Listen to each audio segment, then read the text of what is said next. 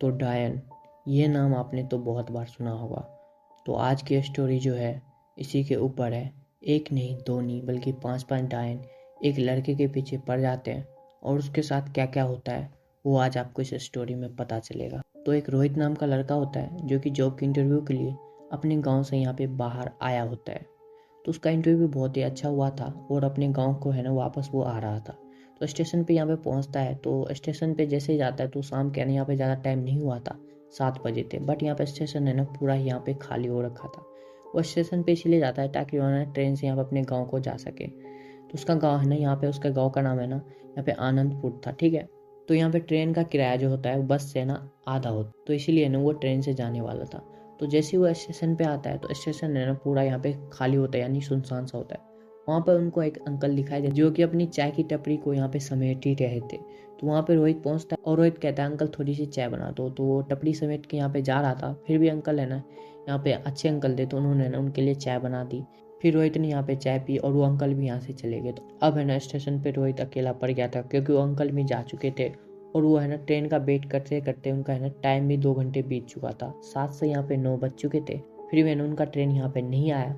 तो रोहित सोचता है क्यों ना बस से ही चला जाए क्योंकि ट्रेन यहाँ पे बहुत ज़्यादा लेट हो चुकी थी। तो वो है ना स्टेशन पे जाता है, यानी कि बस स्टैंड जो होता है वहाँ पे पहुँचता है और देखता है कि एक बस है ना चलने ही वाली होती है आनंदपुर के लिए। और वो है ना जल्दी से जाता है और उस बस में जाके बैठ जाता है और वो ड्राइवर से पूछता है क्या ये बस आनंदपुर को जाएगी। तो ड्राइवर बताता है आनंदपुर को तो नहीं जाएगी, लेकिन यहाँ पे है ना उनके पास में ही आपको उतार देंगे, उससे है ना थोड़ी दूरी पे आप कुछ ऑटो पकड़ के ना चले जाना। तो रोहित बोलता है यहाँ पे तो लिखा है आनंदपुर के लिए। तो उन्होंने बताया कि रात ज़्यादा होगी तो उधर है ना नहीं जा पाएंगे, आप है ना ऑटो से वहाँ से है ना चले जाना, मैं आपको पास में ही छोड़ दूँगा। तो रोहित सोचता है हाँ सच में ज़्यादा रात हो चुकी है, तो वहाँ से वो चले जाएंगे। तो उसमें बैठ जाते हैं वो आराम से। तो जैसे ही थोड़ी दूरी पर यहाँ पे बस जाते हैं तो बस ड्राइवर बोलता है हे भगवान अब आगे क्या होगा। तो ये है ना रोहित सुनता है और वो है ना मतलब चौंक जाता है कि ये क्या बोल रहे हैं बस ड्राइवर। फिर है ना आगे चल के ना बस रुकती है और वहाँ पे ना 5 लेडीज यहाँ पे एंट्री करती है।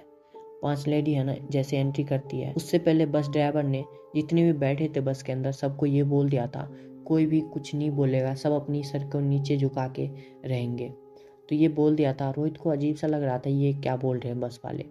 तो जैसे ही वो 5 है ना लेडीज यहाँ पे एंट्री करती है उनके आते ही सब है ना अपना सिर को यहाँ पे झुकाए यहाँ पे आराम से बैठ जाते हैं, यानी कि पूरा सन्नाटा सा हो गया था पूरे बस के अंदर। और यहाँ पे कोई भी कुछ नहीं बोल रहा था सिवाय रोहित के। रोहित है ना यहाँ पे अपनी सिर को बार बार है ना उनकी तरफ यहाँ पे देख रहे थे। फिर थोड़ी देर जाने के बाद उसका जो स्टॉप था रोहित का, वो स्टॉप भी गुजर जाता है। तो रोहित देखता है ये तो मेरा स्टॉप यहाँ पे था लेकिन वो बस क्यों नहीं रोका। फिर और थोड़ी दूर जाता है और रोहित यहाँ पे जोर से बोलता है ड्राइवर को बस यहीं पे रोक दो, मेरा यहाँ पे स्टॉप गुजर चुका है। तो बस ड्राइवर ने वहीं पे बस को रोक देता है। फिर वहाँ से है ना रोहित उनको पैसे दे देते हैं बस ड्राइवर को। फिर है ना वो वापस है ना पीछे आने लग जाते हैं, ठीक है, स्टॉप जो था उसका उसके है ना पीछे आने लग जाते हैं। फिर वो देखता है कि जैसे जैसे रोहित चल रहा है तो उसके है ना जैसे जैसे सेम कदम है, कदम मिला के कोई और चल रहा हो उनके साथ। तो पीछे मुड़ के देखता है वहीं 5 लेडी उनके साथ साथ यहाँ पे चल रही थी। तो रोहित है ना यहाँ पे घबरा जाता है और है ना यहाँ पे जोर जोर से यहाँ पे चलने लग जाता है, यानी कि भागने लग जाता है। फिर बारिश स्टार्ट हो जाती है। बारिश स्टार्ट हो जाती है उसी टाइम, आप सोच सकते हैं। लेकिन फिर भी है ना बहुत तेज़ यहाँ पे डर जाता है रोहित और है ना यहाँ पे अपना जो स्टॉप था उस स्टॉप पे यहाँ पे पहुँच जाता है, यानी कि चलते चलते। तो वहाँ पे पहुँच जाता है और वहाँ पे ना उनको एक अंकल दिखाई देते हैं। तो अंकल दिखाई देते हैं और उनको कहते हैं अंकल जल्दी चलो, यहाँ पे 5 लेडी यहाँ पे हमारे पीछे पड़ चुकी है। तो अंकल समझ आते हैं कि ये क्या माज रहा है। अंकल कहता है हाँ जल्दी बैठो। लेकिन फिर से रोहित देखता है कि वो पाँचों के पाँचों लेडी वो है ना अंकल जो रिक्शा था उस रिक्शा के पीछे यहाँ पे दौड़ने लग जाते हैं। और वो है ना थोड़ा सा भी भीगे नहीं थे, वो जो 5 लेडी थी थोड़ा सा भी यहाँ पे उनके बूंद भी नहीं था, उनके ऊपर एक भी पानी का बूंद नहीं आया था, आप सोच सकते हैं। तो यहाँ पे अंकल जो थे हनुमान चालीसा यहाँ पे पढ़ने लग जाते हैं और यहाँ पे रोहित भी है ना उनके साथ पढ़ने लग जाता है। जैसे ये हनुमान चालीसा का जाप करते हैं वो पाँचों के पाँचों लेडी वहीं पे रुक जाती है, क्योंकि हनुमान चालीसा में इतना पावर होता है आपको तो पता ही है। फिर है ना अंकल कहते हैं आज है ना आपका जाना यहाँ पे सेफ नहीं है, आप है ना मेरे घर चलो। तो वहाँ पे ना रोहित कहता है हाँ सही कह रहे हो, यहाँ पे रात को जाना ठीक नहीं है, मैं आपके घर पे ही रुक जाता हूँ। तो यहाँ पे अंकल का घर है यहाँ पे पास में ही था, तो वो है ना अपने घर ले जाता है। तो वहाँ पे पहुँचते ही रोहित पूछता है अंकल ये क्या थे। तो अंकल बताते हैं ये 5 डायन थी जो कि अपने गांव के सभी लोगों को एक रात में ही मार दिया था और इन्होंने ना बहुत सिद्धियां हासिल कर रखी है, बहुत बड़ी डायन है। तो रोहित है ना ये सुन के ही बहुत ही ज़्यादा डर जाता है, उनके ना पसीने छूटने लग जाते। तो रोहित बोलता है सही हुआ अंकल, मैं आपके घर आ गया, लेकिन यहाँ पे बला टली नहीं थी। तो जैसे ही ये बोलता है रोहित, उसके अंकल के दरवाजे पे नॉक होता है, एक नॉक होता है। तो यहाँ पे अभी अभी वो है ना जान बचा के यहाँ पे उनके घर के अंदर आए थे, लेकिन किसी का भी हिम्मत नहीं हो रहा था कि वो दरवाज़ा जाके यहाँ पे खोले।